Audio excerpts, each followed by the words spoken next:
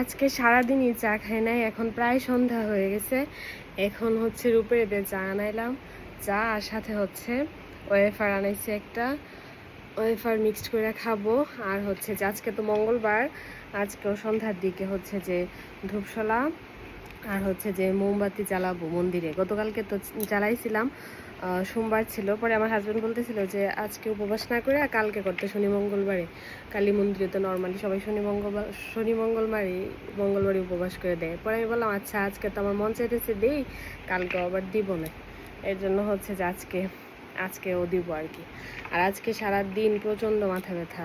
এতদিনে গিয়ে আমার আক্কেল হইতেছে, আক্কেলটা ধরতেছে, প্রচণ্ড ব্যথা। এদিকে এটা থেকে টনসিলও ব্যথা, মাথাও ব্যথা, তার উপর গরম তো আছেই, মানে মারাত্মক গরম।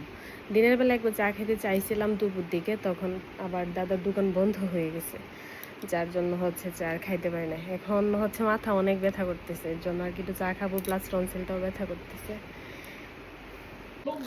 দাদা হচ্ছে আমার জন্য বিস্কিট পাঠাইছে। রূপ বলছে যে ছোট মা মাত্র চা খাইছে, ওয়েফার খাইছে, তাও দাদা আবার পাঠাইছে রূপের দিয়ে। ঘরে সন্ধ্যা দিলাম, এখন হচ্ছে যাব মন্দিরে, মন্দিরে গিয়ে হচ্ছে মোম ধূপ কাঠি জ্বালাই দেবো, রূপের নিয়ে যাবো। আসো যাবে, রূপরিকে নিয়ে যাইতেছি বাড়িতে। গুলা দিতেছে অন্ধকার, যে এদিকে জালো নাই, এই কারণে সুন্দর লাগতেছে সাদা গেঞ্জিটা।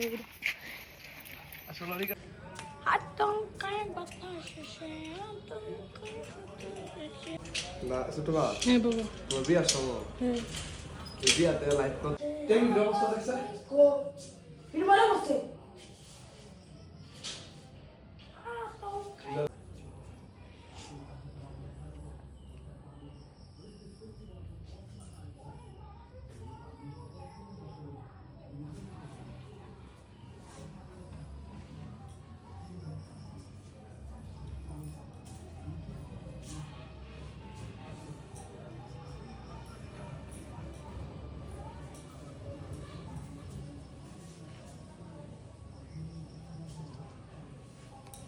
এই গেছে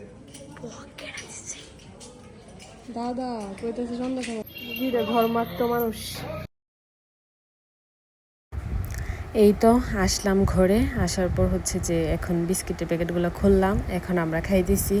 ওই ঘরে বাবা মা তাদেরকে দিয়ে আসছি, দিয়ে আসার পর হচ্ছে যে আমি রূপরিককে নিয়ে খাইতেছি।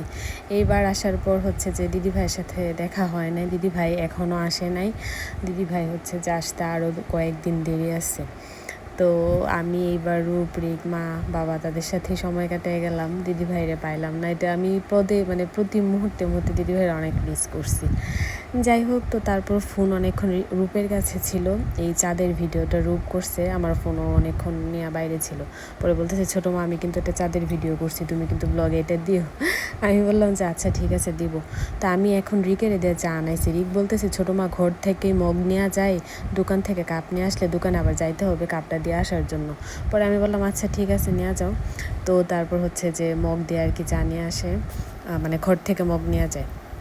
এখানে হচ্ছে যে 2টা টি ব্যাগ দিয়ে দাদা চাটা বানায় দিছে। চাটা অনেক মজা হইতেছে বলতেছি সরি, মজা হয়েছে। তো এখন আমি চা খাইতেছি, ওরা খাবে না, জিজ্ঞেস করছিলাম, বললো যে ছোটো মা আমি খাবো না, আমরা খাবো না, তুমি খাও। তো এখন হচ্ছে যে ওরা টিভি দেখতেছে আর আমি হচ্ছে যে ওদের সাথে বসে রয়েছি, খেলা দেখতেছিল আর কি।